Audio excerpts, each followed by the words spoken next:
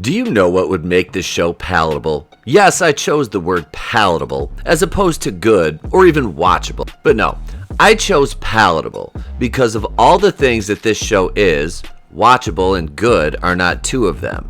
But it could at least be palatable. The problem is that the activists who write this garbage don't have the intellect, knowledge of the source material, or talent to write a palatable episode.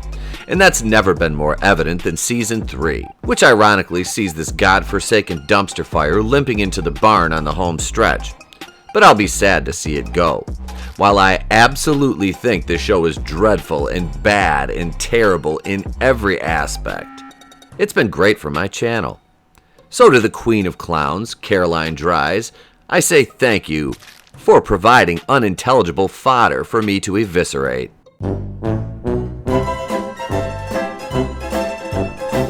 So here we go. Without further ado, ladies and gentlemen, I proudly present my review of the 10th episode of Season 3 of Batwoman, Toxic.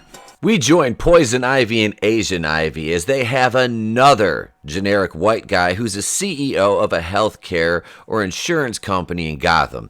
So Dr. Asian Ivy has abducted him so she can lecture him on the plight of the uninsured in Gotham and all of her patients at the abortion clinic who have had claims denied by him and his company. So she, under the watchful eye of the real Poison Ivy, who oddly enough has seemingly made almost a full recovery and is back at 100% health, has the pale, stale, white male suspended from the ceiling by some vines as they have him captive in a greenhouse, a rather large one at that. So Pamela tells her that the press will try to paint her as a villain. They'll call you unhinged, but if you do what feels right, they can't stop you. They're leaving, and Mary notices Pamela has a nosebleed and allows her to absorb some more of her power because that's how this fucking works now. And it obviously has an adverse effect on Asian Ivy, but she's determined to power through it. All of this takes place in this aforementioned large greenhouse. And their captive isn't just some rando off the street. There would be a very large search for him, even though he's a cisgendered, heteronormative, neckbeard, racist, misogynist, capitalistic, transphobic bigot who kicks puppies, allegedly, with not one, but two fucking Poison Ivies running amok in Gotham. The first place the GCPD would fucking search would be fucking greenhouses and gardening centers. Fuck me in the goat ass. If that isn't completely fucking insane, then Caroline Dries isn't a fucking rainbow wig and red nose wearing fucking clown with big shoes. The only thing that could be derived from the two Poison Ivy system is some hot Ivy on Ivy action, which would make them the lesbian! Alice goes barging into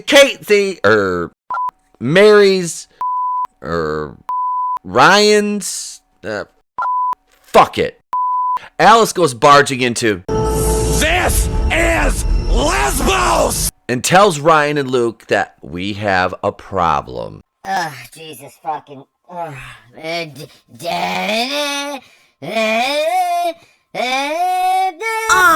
I was a little frustrated. Batwoman, that's just a car. Somebody's watching this show. That like really annoyed me. Batwoman is still doing quite well. It doesn't even look like Batwoman. Peter, I'm really starting to question why I'm even friends with you in the first place. Meanwhile, at the Legion of Doom. No, not the fucking Legion of Doom. And the fucking gorgeous psychopath Alice has just entered, much to the shock and awe, possibly a hint of dismay on Luke's part, and when asked why she didn't stop Mary by the ever so astute Ryan, living in a van down by the river. Wilder, Alice quips, Hey, mind your feet. Alice references the fact she's in a gay bar, but she's supposed to be somewhere else. Ryan questions Alice's motives about returning to Gotham due to the fact that her deal with Montoya was basically fraudulent because of Montoya's ulterior motives for finding Poison Ivy, because they're both the lesbian! And she hadn't Yeah, scissor! her in 10 years. The dialogue in this scene is as bad as you'd expect, especially when Ryan, the bat faker, attempts to come off as sanctimonious to Alice, because her character motivations and actions have caused more harm than they've prevented, and she's barely ever done anything to protect Gotham compared to the amount of time spent using the Batwoman mantle to serve her own narcissism. Caroline Dries and her merry band of activists truly prove their ineptitude on a weekly basis overall, but it especially shines through in Ryan, because they try to make her so witty and perfect and it falls flat every fucking time because the writers are absolute fucking hacks. Poison Ivy tells Mary how her life was affected from an early age by evil white male capitalists, all because of the sounds of it, her mom made poor life choices. They have a back and forth that I didn't really care to rewind and listen to again after the third viewing because I would rather stick sewing needles in my ears. Because the more they talked, all I could think about was Caroline Dries sitting together with the troglodytes who wrote the script and actually sat back and were proud of themselves at what they'd created. I don't think you people fully grasp the scope of how poor the writing is on this show. After almost 3 full seasons, and seeing every episode at least twice, I don't think these fucking smooth brains should be able to write for a community theater project, let alone a nationally televised superhero show based on an existing comic book character. We leave you alone for 5 minutes and a Jewish lesbian mysteriously turns into a black lesbian who lives in a fucking van down by the river, and she just magically takes over Wayne fucking Enterprises without fucking question after Kate Kane just fucking leaves. And now every woman in Gotham is a lesbian. I guess Bruce Wayne was the literal finger in the dike. But I'm sure if Caroline and her muff-diving marauders were asked why they did this to these characters in pre-existing mythology, her response would be, Why treat the customer this way? Why? Because fuck them, that's why. I'm sure these people would respond to my criticisms of their pathetic attempts at writing with the usual, Montoya has a bag and she's on the phone saying she has the tickets and appears to have plans of skipping town, but upon getting in the vehicle, we see that our paragon of virtue, Ryan, is waiting in the back seat. No, well, maybe mostly two. And Alice pops up as well, and The lesbian! at the Gotham Dam, Poison and Asian Ivy are talking about nothing. Red Ivy tells Yellow Ivy she wants her to help drown Gotham's industry in her own tears. So what are they gonna do? Tell Gotham there's only 2 genders if you insist that we follow the science? It is ma'am. Alice and Ryan bring Montoya into, and out walks Sophie because Luke called her to help. And she kissed Ryan last week, but she was scissoring Montoya, so we have a literal pyramid of lesbicans, and the tension is so thick, you could cut it with a knife, Mean Gene. Alice tells Sophie to fix this, and Ryan says, what's she supposed to do? And Alice innocently responds, What, you've never stolen Sophie's cell phone and read her private text messages? The lesbian! well, isn't this just fucking awkward as fuck, Sophie, you massive whore? She's been scissoring Montoya and just planted one on Ryan last week. So why don't all 3 of them just make a diverse lesbian sandwich? And then they can scissor.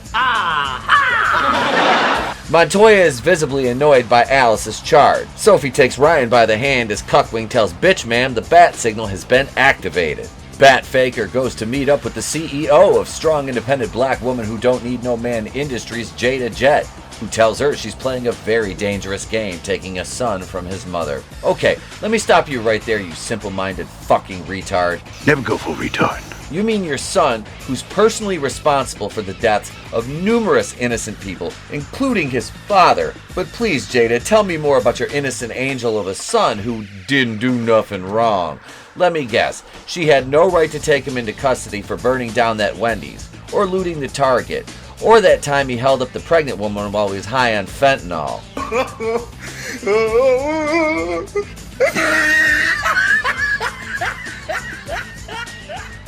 Then, Black Lives Matter woman asked Jada where the joy buzzer is, and Jada says that she's going to buzz her son again because it'll cure him. Now comes the part where we throw our heads back and laugh. Ready? Ready? But Jada begrudgingly gives her the buzzer and tells Bitch Ma'am that she's got until midnight or else. Or else what, Jada? You're gonna give old Iron Mike another chance to dot your chin?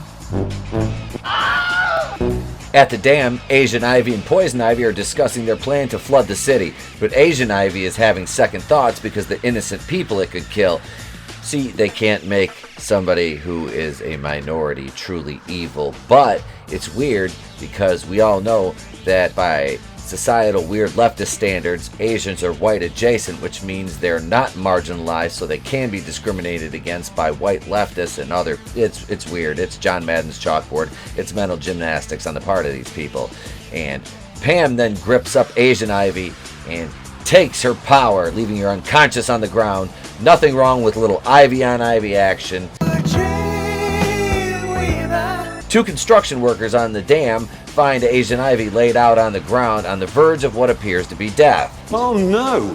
Anyway. Back at This is Lesbos! Sophie is questioning her former fling Montoya. As Alice watches on, Luke is listening for activity on the scanner, and Sophie asks if he heard anything, but he brushes it off and asks her what was up with Ryan earlier, wanting to know why I didn't check in with her before I brought you in.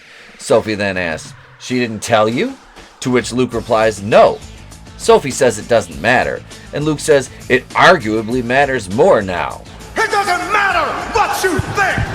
Just as the emergency dispatch is heard, they say they have a 25-year-old female who is recognized as Jacob Kane's daughter, and the fact that she just became a doctor at 25 raises a lot of other questions for me about the timeline and how long it actually takes someone to become a fucking doctor. Unless she graduated from high school early, the numbers don't add up. You got a 50-50 chance of winning, but I'm a genetic freak, so you got a 25% at best. Your chances of winning drastically go down. You got a 33 and a third chance of winning. I got a 66 and 2/3 chance of winning. You take your 33 and a third chance minus my 25% chance, and you got an 8 and a third chance of winning. But back to the main story. As Cuck and Black Lives Matter woman are talking, Sophie interjects herself, and it always sounds fucking weird when she calls Ryan Batwoman. Probably because she knows that Ryan is just fucking Batwoman. So she may as well dispense with the bloody formality at this point. Sophie asks what she needs, and Ryan responds, Tell Alice to quit drinking.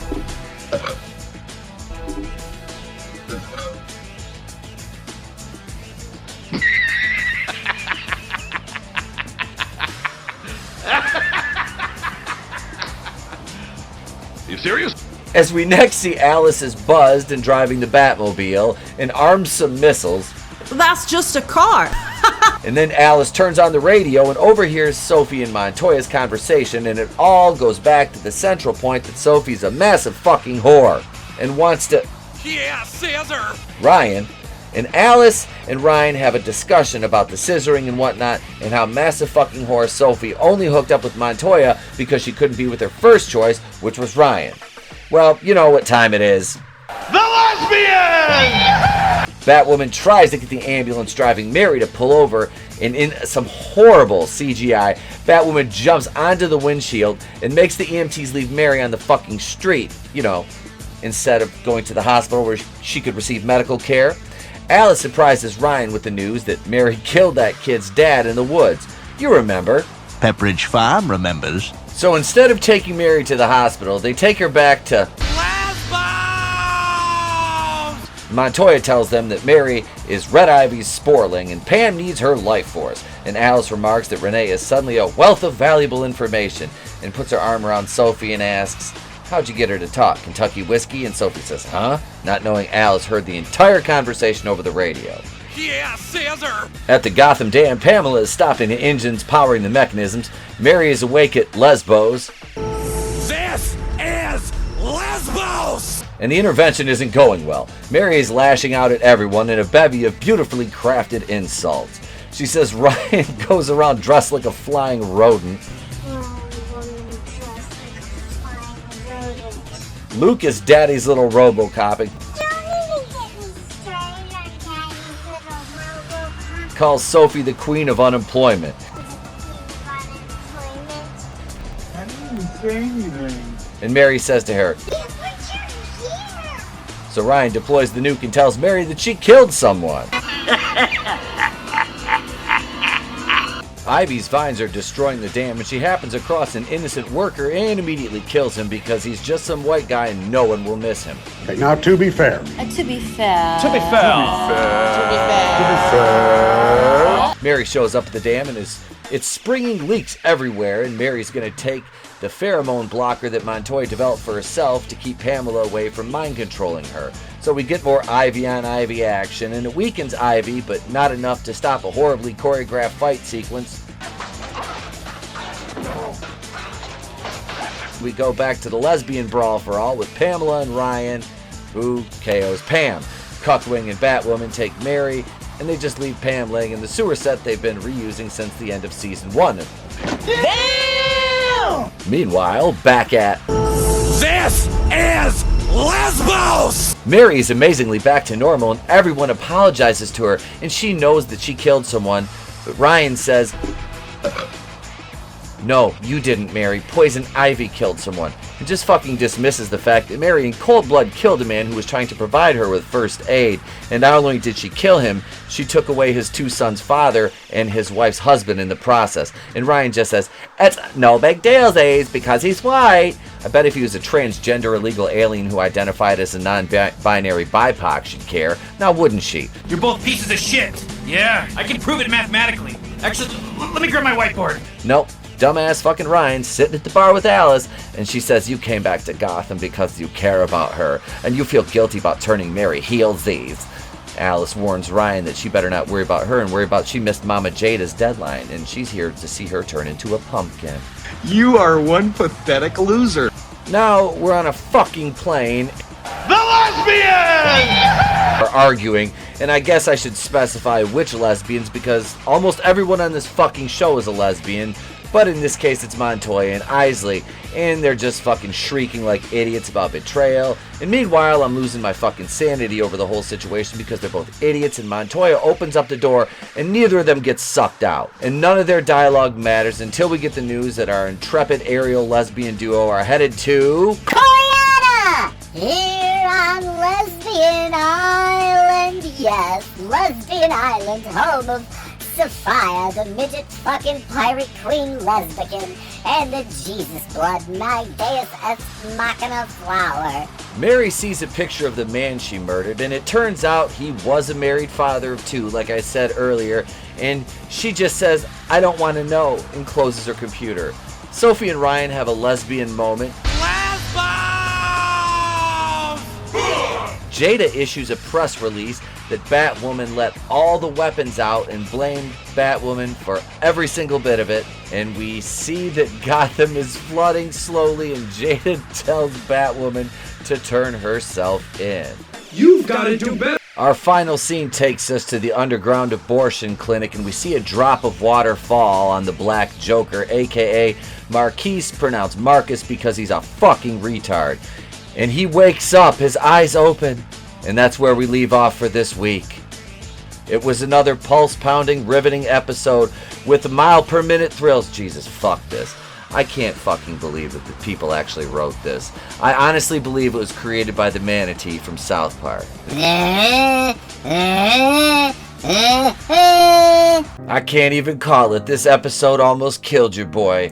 This was bad, but the one thing that can be derived positive from this is we're getting to go back to Lesbian Island. Yes, Koreana, the home of the Jesus blood flower, Sophia, the midget fucking pirate lesbian queen, and all of her hench lesbians, and the kung fu fighting Jesus army.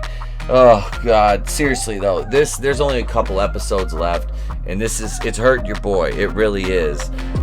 You guys know what to do. Do all the YouTube things, and thank you guys for watching. These videos take me forever to produce, and sometimes I enjoy putting them together, but I gotta get ready. We got the 1K celebration stream in less than an hour.